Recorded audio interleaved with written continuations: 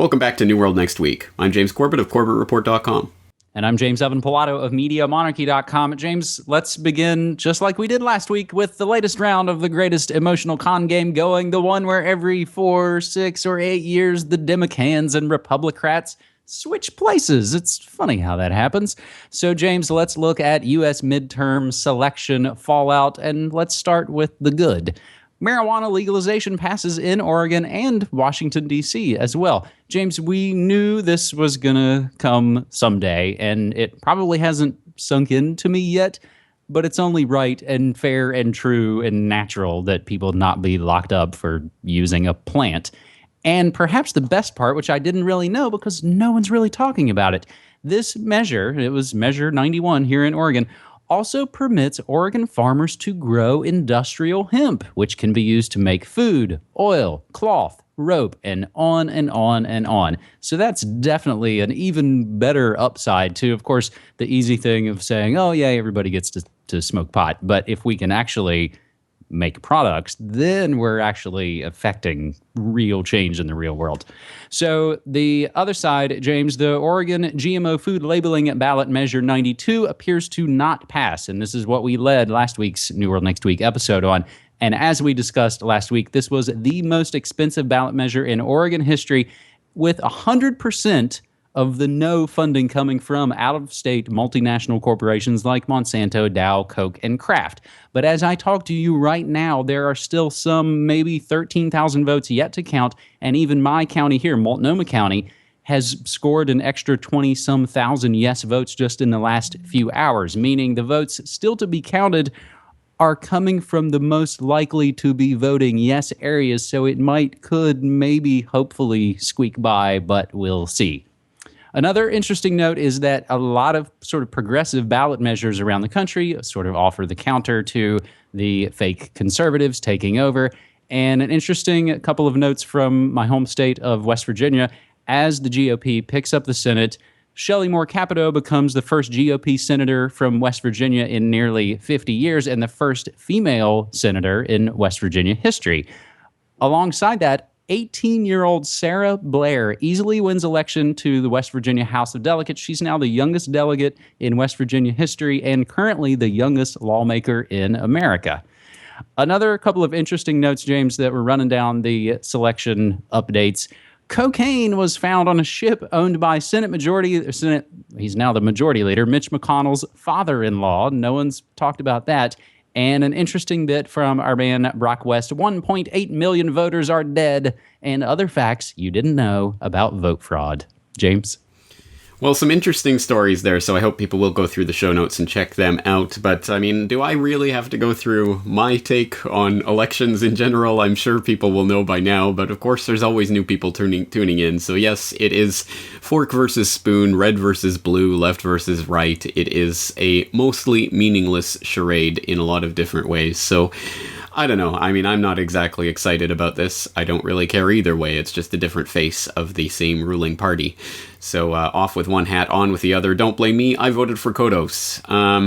Well, having said that, though, I mean, things like the ballot initiatives can be important, including, of course, this 92.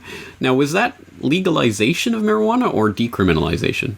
91 is actually the decriminalization and legalization of marijuana. It's the legalization of recreational marijuana. So Washington and Colorado did it first. Now Oregon's the third and DC is the fourth. Well, there you go. Steps in the right direction for personal liberty. And as you say, the industrial hemp angle on this, exceptionally important because, of course, this is one of the reasons that marijuana has been outlawed for so long, because it does cut into a lot of industrial activities that otherwise get a boon because hemp is outlawed. So that is important.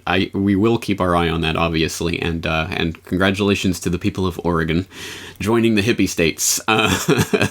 All right, but on that note, I got an interesting email in from a listener, Steve, who notes that in Florida you have a couple of interesting stories. For example, one from the Orlando Weekly: Las Vegas casino owner Sheldon Adelson is bankrolling Florida campaign against medical marijuana, which is interesting to contrast with the New York Daily News article from last year.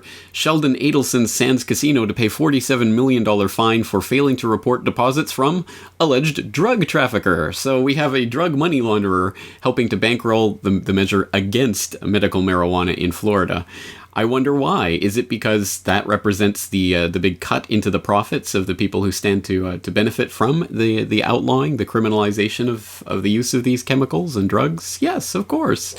So this is good. Again, it's a step in the right direction and helps to break the monopoly. Of course, now we have to work towards decriminalization of other drugs, not for the purpose of spreading them or hoping that people will get addicted to them, but so that we can treat people who are addicted to them as addicts rather than convicts, and stop putting our money in the hands of the Cocaine Importation Agency, the CIA, which has monopolized the running of drugs into the country. So again, this is a step in the right direction, but overall, Republicrats, Democrats, who gives a flying something or other?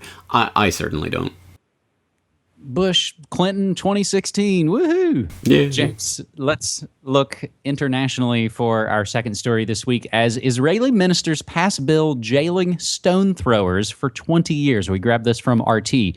Government ministers in Israel have voted to increase penalties tenfold on people convicted of throwing stones at vehicles from 2 to 20 years. This is a move designed to deal with a wave of violence that's hit some of Jerusalem's Arab districts. If Israeli courts can prove that someone threw a stone with the intent of causing serious bodily harm, they get to impose this new 20-year sentence. The law would also allow the conviction of people who hurl rocks at police cars or police officers with the aim of hindering them from carrying out their duty. If intent to cause harm can't be proven, then the amendments still allow for 10-year sentence, a hefty 10-year sentence, if the safety of a person or a vehicle is endangered. At the moment, such crimes have a maximum penalty of 2 years. A new policy that's been in place since July and applies to minors as well as adults means that Palestinians are being held in custody from the time they are arrested until the end of proceedings. That kind of sounds like indefinite detention to me. There are also minor clashes in the West Bank after last Friday's prayers.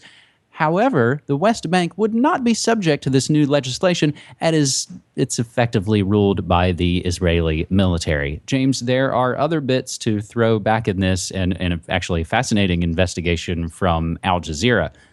But I'll close out the segment with that, because I want to throw this back to you as we're basically kind of talking about Israeli terror versus Palestinian terror. Well, that's exactly the point. And again, you look at this 20 years for throwing stones at police officers in Jerusalem, but contrast that with a recent report that just came out, was covered by The Independent, saying that the airstrikes on Gaza could be war crimes. Gee, do you think 1,523 civilians, 2,192 Palestinians overall dead in that reign of terror that we saw earlier this summer, and there could have been war crimes in there? Do you think? The targeting of civilians and civilian populations, that was, again, I mean, it just goes to show the contrast between the two sides here, and it's a bit like saying, well, that man came after me with a fluffy pillow, I better shoot him between the eyes. So, and again, the double standards continue, because, of course, the Zionist side of this always considers Israeli life to be worth more than Palestinian life, period, end of story. And this is seen time and time and time and time and time again, but some recent examples of that phenomenon. There's a Reddit's conspiracy subreddit post about world news on Reddit. The World News subreddit removed a submission about 11-year-old disabled Palestinian being blindfolded and detained by the IDF in Palestine because they don't allow local crime stories. Yeah, and, well, of course, that's not really news. But contrast that to something like the BBC covering breathlessly this new Jerusalem attack of a Palestinian targeting an Israeli and by running him over with a white van, and this is the newest wave of terror, which they happen to note halfway down the story is due to the fact that the Israelis are cracking down once again on access to the Al-Aqsa Mosque compound and increasing settlement expansion, which is why Jordan is now pulling their ambassador from Tel Aviv. And contrast that, for example, with a story that just happened a couple of weeks ago that you can find on the Middle East Monitor, but you will never see on BBC News. Jewish settler runs over 2 Palestinian children in the West Bank, killing 1. So again, if a Jewish a settler does it to a Palestinian child, who cares? If an Israeli gets killed by a Palestinian, though, major international story must be covered by the BBC. Unfortunately, these double standards continue.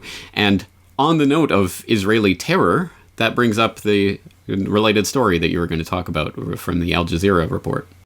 Al Jazeera investigation. Israel knowingly attacked U.S. military ship in 1967. James, a lot of folks out there are probably, or they're not, should be familiar with the story of the USS Liberty. For folks of us who have been involved in alternative media, this is one of the sort of the bedrock stories that sort of exposes a lot of the official story of this entire sort of world and shell game that we're told about. What's fascinating about this, they have a new documentary called The Day Israel Attacked America. It is up on YouTube. I don't know if it'll stay there forever, so grab that link and grab the video down. Two parts make this interesting, James. They have two exclusive bits. They've got new audio tapes from Israeli jets proving Israel identified the USS Liberty as an American ship before they attacked it. And the second one, it's the first revelation of a network of pro-Israel agents inside LBJ's administration, identified in declassified Israeli documents by their code names, who fed secret info back to Jerusalem and worked to sway LBJ to cover up the attack on the Liberty. And that would be another mission accomplished. James? Unfortunately so. Again, this is not surprising. I think we all knew all of this already, but it's good to have the confirmation and the declassified documents and the actual audio of the tapes so that we can finally lay this to rest. Yes, that was an Israeli terror attack on the United States that was covered up by agents within the LBJ administration. Case closed. Another case of Israel terror being covered up by America. Now, for our third and final story this week, James, let's turn to an op-ed piece, I suppose if we could call it that, originally published in the Financial Times, FT.com, which has a pretty hefty paywall. And again, I would always implore folks out there, save articles, screen grab, do what you got to do, because you never know when things are going to be removed. Is the new GCHQ boss afraid of the World Wide Web? His name's Robert Hannigan, and the op-ed he wrote, James, is called "The Web is a Terrorist Command and Control Network of Choice." In a lot of ways, shining more light than perhaps they mean to. But he writes, "The Islamic State of Iraq and the Levant, ISIS, is the first terrorist group whose members have grown up on the internet. They're exploiting the power of the web to create a jihadi threat with near global reach. The challenge to governments and their intel agencies is huge, and it can only be met with greater cooperation from technology companies. Terrorists have long made use of the internet, but ISIS's approach is different in two important areas. Where Al-Qaeda and its affiliates saw the internet as a place to disseminate material anonymously or meet in dark spaces, ISIS has embraced the web as a noisy channel in which to promote itself, intimidate people, and radicalize new recruits. To those of us who have to tackle the depressing end of human behavior on the internet, it can seem that some technology companies are in denial about its misuse. I suspect most ordinary users of the internet are ahead of them, the IT companies. Ordinary users have strong views on the ethics of companies, whether on taxation, child protection, or privacy. They do not want the media platforms they use with their friends and family to facilitate murder and child abuse. I think those customers would be comfortable with a better, more sustainable relationship between the agencies and the technology companies. As we celebrate the 25th anniversary of the spectacular creation that is the World Wide Web, we need a new deal between democratic governments and the technology companies in the area of protecting our citizens. It should be a deal rooted in the democratic values we share. That means addressing some uncomfortable truths. Better to do it now than in the aftermath of greater violence." That's how he ends his op-ed, to basically say, almost with a wink, a nod, a threat, there's going to be greater violence, at which point we will shove draconian new laws down your throat. So you can just acquiesce and give a little bit up now, or pick it later. That seems to be what he's saying, James. That's pretty much it. And again, just to clarify for people who didn't catch it, this is the head of GCHQ, the British NSA. So once again, it is the cyber terrorist speaking to us. This is the person who holds the gun to the head of the internet as we've known it and wants to clamp down even more, because that's ultimately the agenda. And this is just part of a trail of clues that have laid it out for anyone who was oblivious to this fact that the long-term agenda is to turn the internet into a completely controlled system where you have to thumb scan or whatever it is to get access, and there's not going to be any pretense of anonymity anymore. Even if there was really not much chance of that before, there's going to be really no chance of it in the future. And the vision of the internet that they want to bring into view is one that is, again, completely controlled. What you can post, where you can post it, on pre-approved sites or something like a YouTube type system where if they don't like what you say, they take your content down and there's nothing you can do about it. So that's the vision of the future of the web. I'm going to actually write an article for my subscriber newsletter this weekend connecting some of those dots. So once again, if you'd like to subscribe to the Corbett Report, you can get that newsletter, and I'll put in all the links to all the various stories, all the cookie crumbs leading down this trail towards the future of the web, which is a dark future, again, unless we fight for this. And what's the best way to fight for it? Again, build up the alternative infrastructure, the pirate internet that we've talked about here and that I've covered on my podcast. James, in closing on this episode 211, New World Next Week, let's quickly glance at some of the New World Next Week updates that some of our fine friends use on Twitter, hashtag New World Next Week. And it's our usual awesome suspects of Brock West and GJ Salisbury and also David Ewart 4. But James, as I come to you right now, it is still remember the 5th of November, anonymous protest in London on Bonfire Night, as the latest I've seen, even from RT, tense Guy Fawkes Day standoff between Million Mask March protesters and police in London. So that's presently going on. Some of the other things we're looking at: number of global billionaires has doubled since the financial crisis. That's coming from The Independent. Secret file on establishment pedophiles may be open as part of UK inquiry. Trilateral Commission had a sneaky quiet meeting in Serbia. And Facebook admits government request for user data has gone up 24% in just the last 6 months. James, that's just some of the stuff we try and track for you on New World Next Week, and again, using our own sites and using hashtag New World Next Week to try and keep up with as much as we can and do it open source for everybody. That's right. And speaking of 5th of November and Guy Fawkes Day, I find it quite ironic that most people today only know Guy Fawkes from V for Vendetta and don't really know anything about that history. But when you look into it, it was actually a false flag event, puppeteered by Robert Cecil. So I did talk about that, in fact, in a recent interview with The Last Defense. I'll put that in the show notes so you can go and listen to that interview. And I think that's it for us this week. James, thanks again for your stories. Thanks so much, man.